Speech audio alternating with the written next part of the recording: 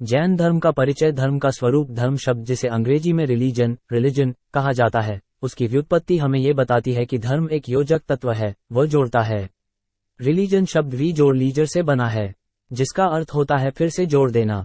धर्म मनुष्य को मनुष्य से और आत्मा को परमात्मा से जोड़ने की कला है। जीव को शाश्वत शक्ति एवं सुख देने का अमोघ सर्वोत्तम माध्यम है, जबकि संप्रदाय या स्कूल शब्द विभाजन का सूचक है। संप्रदाय अलग अलग करता है। इस प्रकार जहां धर्म का कार्य जोड़ना है, वहां संप्रदाय का कार्य विभाजित करना है। धर्म प्राणी को सांसारिक बंधनों से मुक्त कराकर उत्तरोत्तर उत्कर्ष की ओर आगे बढ़ाता है। धर्म स्वभाव है, वह आंतरिक है। संप्रदाय का संबंध आचार की बाह्य रूढ़ियों तक सीमित है और इसीलिए वह बाहरी है। धर्म आस्था मानवीय सद्गुणों को जीवन में जीवंत बनाती है, जबकि संप्रदाय केवल कुछ रूढ़ क्रियाओं पर भार देता है, संस्कारधान पर नहीं। जीवन को सही अर्थ में जानने समझने के लिए धर्म ही एक माध्यम हो सकता है। वही धर्म वास्तविक तौर पर धर्म हो सकता है जो आत्मा को सुख शांति एवं प्रसन्नता की पगडंडी पर गतिशील बनाए। धर्म वह है जो हमारे चित्त को शांत करें, हमारी उत्तेजनाओं का शमन करें और हमारी सहन शक्ति को बढ़ाएं। जैन धर्म जीवन ज्योति का सिद्धांत है। वो अंतरंग जलता हुआ दीपक है जो सतत कषायों के तिमिर को हटाने में सहायक होता है। ये सत्य है कि आत्मा के द्वारा आत्मा के लिए आत्म कल्याण में सर्वोत्तम उपाय धर्म ही है। धर्म शब्द की व्याख्या भाषा शास्त्र की दृष्टि से धर्म शब्द धृ धातु से बना है। धारणात् धर्म, जिसका अर्थ होता है जीवन की समग्रता को धारण करना, अथवा दुर्गतो प्रपतंतमात्मान धार्यतीति धर्म, दुर्गति में पड़ते हुए आत्मा को धारण करके रखता है, वो धर्म है। धर्म की बुनियाद पर पूरे जीवन की इमारत खड़ी होती है। धर्म के अभाव में आदमी अधूरा है, अपूर्ण है। इसीलिए वैदिक धर्म के महान ऋषि ने सारे संसार को सावधान करते हुए कहा, धर्मो विश्वस्य जगतः प्रतिष्ठा, अर्थात धर्म सारे जगत का प्रतिष्ठान है, आधार है, प्राण है। कार्तिकेय अनुप्रेक्षा में कहा गया है, धम्मो वत्थु सहावो खमादि भावो यद्दस विहो धम्मो रयन्यम च धम्मो जीवनो रक्षण धम्मो। वस्तु का स्वभाव धर्म है। क्षमा आदि भावों की अपेक्षा से वो 10 प्रकार का है। रत्नत्र, सम्यक दर्शन, सम्यक ज्ञान और सम्यक चारित्र भी धर्म है तथा जीवों की रक्षा करना भी धर्म है। सर्वप्रथम वस्तु स्वभाव को धर्म कहा गया है। जैसे आग का धर्म जलाना है, पानी का धर्म शीतलता है। यहाँ धर्म से हमारा तात्पर्य वस्तु के स्वाभाविक गुणों से होता है। किंतु जब ये कहा जाता है कि दुखी एवं पीड़ित जनों की सेवा करना मनुष्य का धर्म है अथवा गुरु की आज्ञा का पालन शिष्य का धर्म है, तो इस धर्म को कर्तव्य या दायित्व कहा जाता है। इसी प्रकार जब हम ये कहते हैं कि मेरा धर्म जैन है या उसका धर्म ईसाई है, तो हम एक तीसरी ही बात कहते हैं।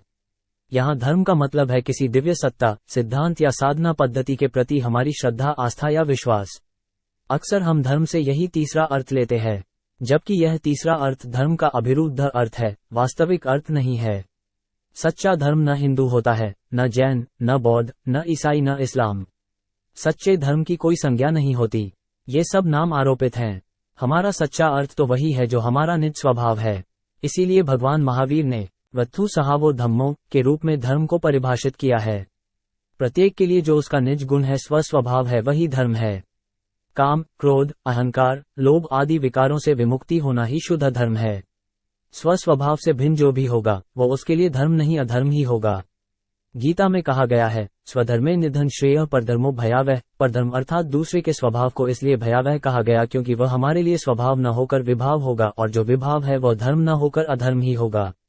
ये सत्य है कि आज विश्व में अनेक धर्म प्रचलित है, किंतु यदि गंभीरतापूर्वक विचार करें तो इन विविध धर्मों का मूलभूत लक्ष्य है मनुष्य को एक अच्छे मनुष्य के रूप में विकसित कर उसे परमात्मा तत्व की ओर ले जाना।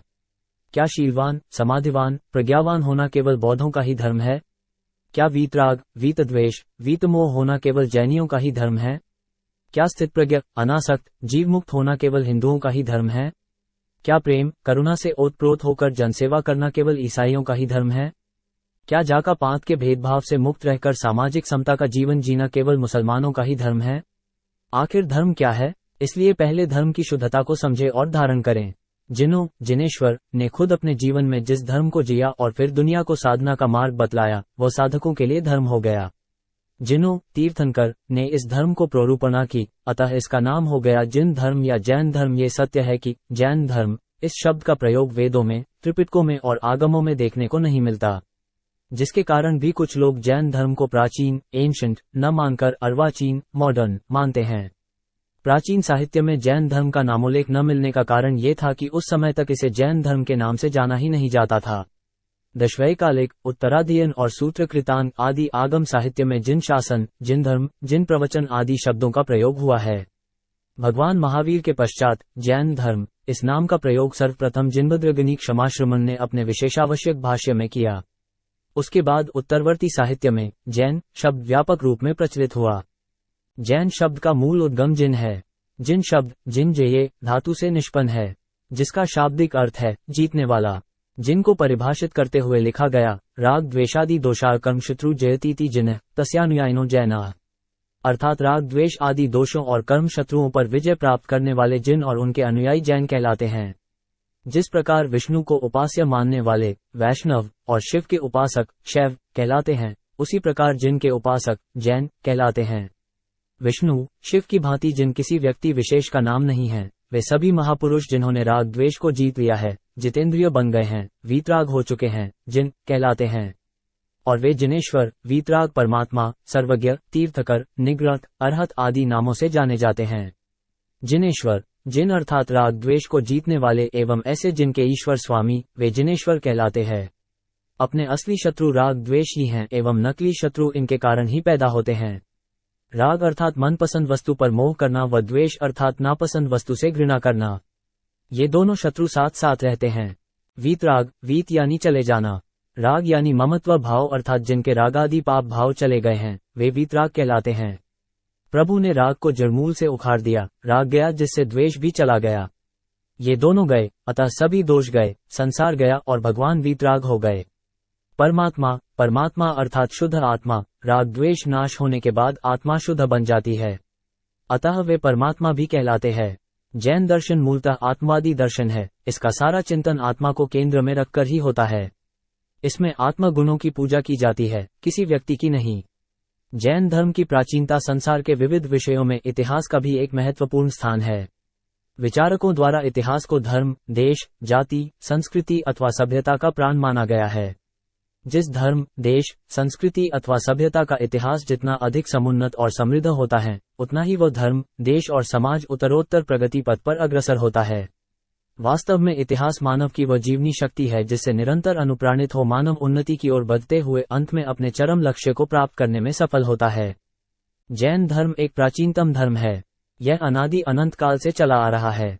प्रत्येक उत्सर्पिणी अवसर्पिणी काल में तीर्थंकरों के द्वारा धर्म की स्थापना होती है और इस वर्तमान अवसर्पिणी काल में भगवान ऋषभदेव ने इस धर्म की स्थापना की, जिनका समय अब से करोड़ों वर्ष पूर्व हुआ था।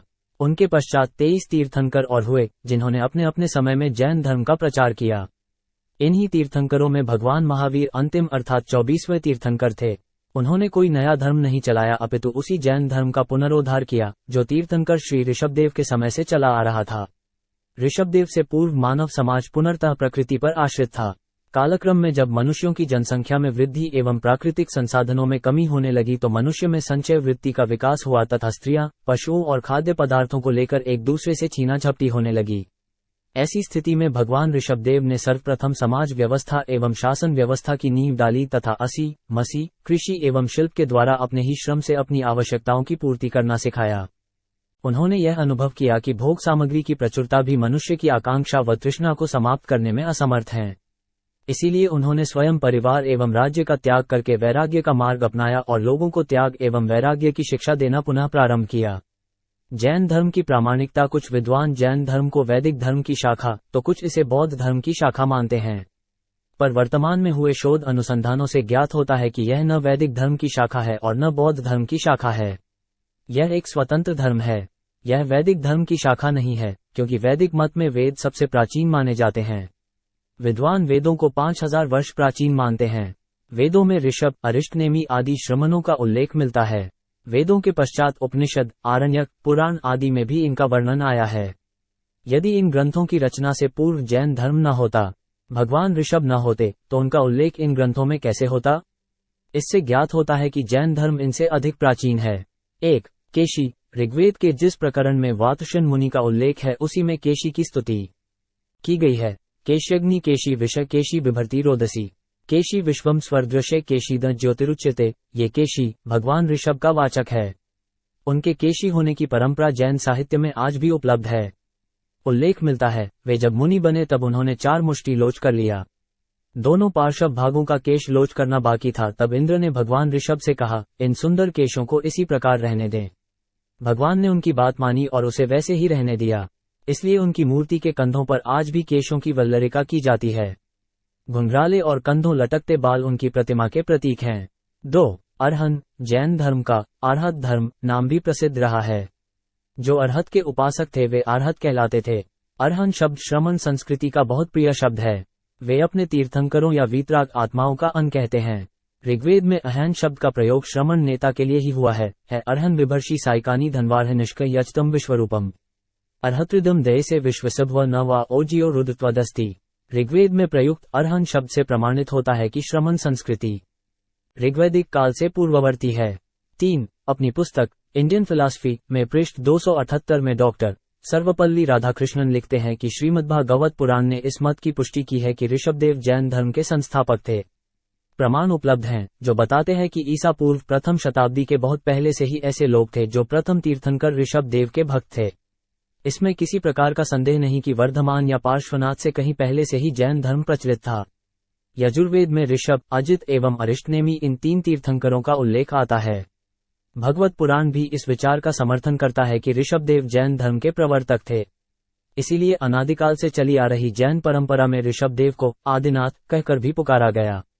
4. अपनी पुस्तक भारतीय धर्म एवं संस्कृति में डॉक्टर बुद्ध प्रकाश ने लिखा है, महाभारत में विष्णु के सहस्त्र नामों में श्रेयांश, अनंत, धर्म, शांति और संभव नाम आते हैं और शिव के नामों में ऋषभ, अजित, अनंत और धर्म मिलते हैं। विष्णु और शिव दोनों का एक नाम सुव्रत दिया गया है। ये सब जैन तीर्थंकरों के नाम हैं। ऋग्वैदिक काल से पूर्ववर्ती है। 3. अपनी पुस्तक इंडियन फिलॉसफी में पृष्ठ 278 में डॉक्टर सर्वपल्ली राधाकृष्णन लिखते हैं कि श्रीमद्भागवत पुराण ने इस मत की पुष्टि की है कि ऋषभदेव जैन धर्म के संस्थापक थे। प्रमाण उपलब्ध हैं जो बताते हैं कि ईसा पूर्व प्रथम शताब्दी के बहुत पहले से ही ऐसे लोग थे जो प्रथम तीर्थंकर ऋषभदेव के भक्त थे। इसमें किसी प्रकार का संदेह नहीं कि वर्धमान या पार्श्वनाथ से कहीं पहले से ही जैन धर्म प्रचलित था। यजुर्वेद में ऋषभ, अजित एवं अरिष्टनेमी इन 3 तीर्थंकरों का उल्लेख आता है। भगवत पुराण भी इस विचार का समर्थन करता है कि ऋषभदेव जैन धर्म के प्रवर्तक थे। इसीलिए अनादिकाल से चली आ रही जैन परंपरा में ऋषभदेव को आदिनाथ कहकर भी पुकारा गया। 4. अपनी पुस्तक भारतीय धर्म एवं संस्कृति में डॉक्टर बुद्ध प्रकाश ने लिखा है, महाभारत में विष्णु के सहस्त्र नामों में श्रेयांश, अनंत, धर्म, शांति और संभव नाम आते हैं और शिव के नामों में ऋषभ, अजित, अनंत और धर्म मिलते हैं। विष्णु और शिव दोनों का एक नाम सुव्रत दिया गया है। ये सब जैन तीर्थंकरों के नाम हैं।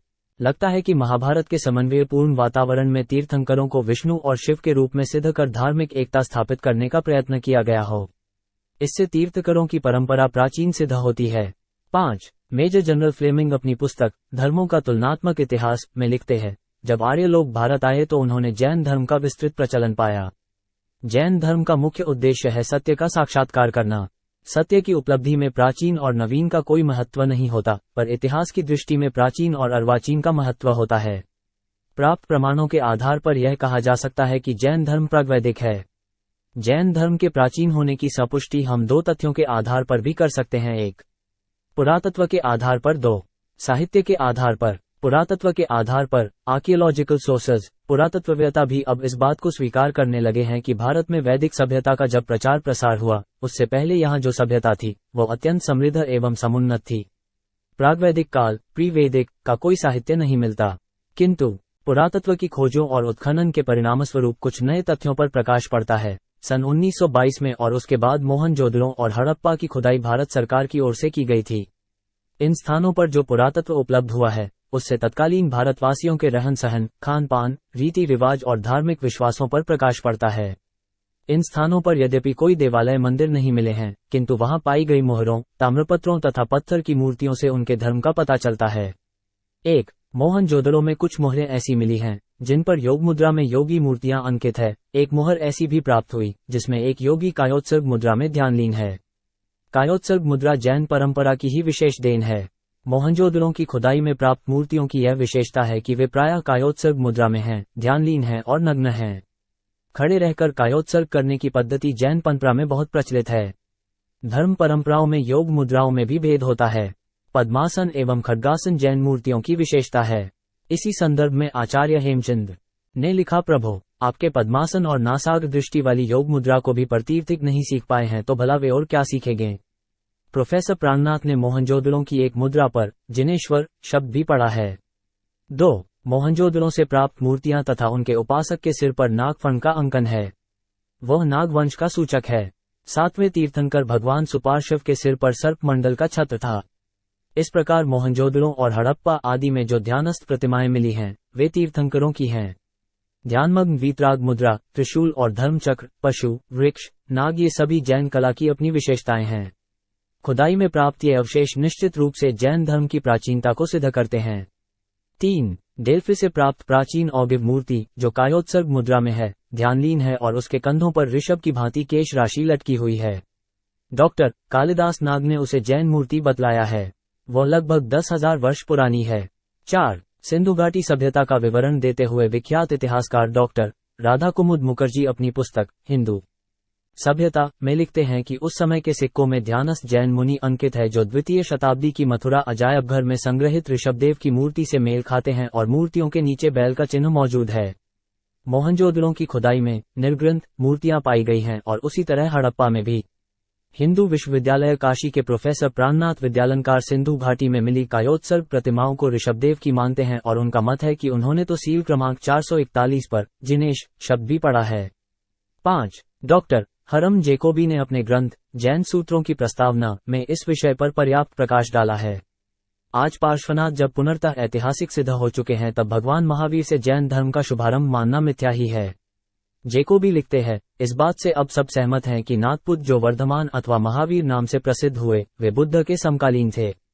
बौद्ध ग्रंथों में मिलने वाले उल्लेख हमारे इस विचार को और दृढ़ करते हैं कि नाथपुत से पहले भी निर्ग्रंथों या आर्हतों का जो आज आर्हत या जैन नाम से प्रसिद्ध हैं अस्तित्व था। साहित्य के आधार पर लिटरेरी सोर्सेज भारतीय साहित्य में वेद सबसे प्राचीन माने जाते हैं। 1. ऋग्वेद और यजुर्वेद में जैन धर्म के प्रथम तीर्थंकर ऋषभनाथ का कई स्थानों पर उल्लेख जैन धर्म के वैदिक काल से पूर्व अस्तित्व को सिद्ध करता है। ऋग्वेद, यजुर्वेद, अथर्ववेद और सामवेद तथा बाद के हिंदू पुराणों में न केवल सामान्य रूप से श्रमण परंपरा और विशेष रूप से जैन परंपरा से जुड़े अहत, व्रात्य, वातृष्णा, मुनि, श्रमण आदि शब्दों का उल्लेख मिलता है, बल्कि अरहत परंपरा के उपास्य वृषभ का वंदनीय वर्णन अनेकानेक बार हुआ है। ऋषभदेव द्वारा प्रारंभ जैन श्रमण संस्कृति तो आज के संदर्भ में 5000 वर्ष से भी अधिक प्राचीन है। 2. श्रमण ऋग्वेद में वातशन मुनि का प्रयोग मिलता है। ये श्रमण भगवान ऋषभ के ही शिष्य है। श्रीमद् भागवत में ऋषभ को श्रमणों के धर्म का प्रवर्तक बताया गया है। उनके लिए श्रमण, ऋषि, ब्रह्मचारी आदि विशेषण प्रयुक्त किए गए हैं। वातशन शब्द भी श्रमणों का सूचक है। श्रमण का उल्लेख बृहदारण्यक उपनिषद और रामायण आदि में भी होता रहा है। 3. ओडिशा की प्रसिद्ध खड़गिरी और उदयगिरी की हाथी गुफाओं में 2100 वर्ष पुराने प्राचीन शिलालेख पाए गए हैं, जिसमें जिक्र आता है किसी तरह कलिंग युद्ध में विजय पाकर मगध के राजा नंद ईसा पूर्व 423 वर्ष में ऋषभ देव की मूर्ति खारवेल से जीत के उपहार के रूप में ले आए। खारवेल के अवशेषों से ये भी मालूम हुआ है कि उदयगिरी में प्राचीन अरिहंत मंदिर हुआ करता था। इस प्रकार उपलब्ध ऐतिहासिक, पुरातात्विक और साहित्यिक सामग्री से स्पष्ट हो जाता है कि जैन धर्म एक स्वतंत्र और मौलिक दर्शन परंपरा के रूप में विकसित हुआ है, जिसने भारतीय संस्कृति में करुणा और समन्वय की भावना को अनुप्राणित किया है।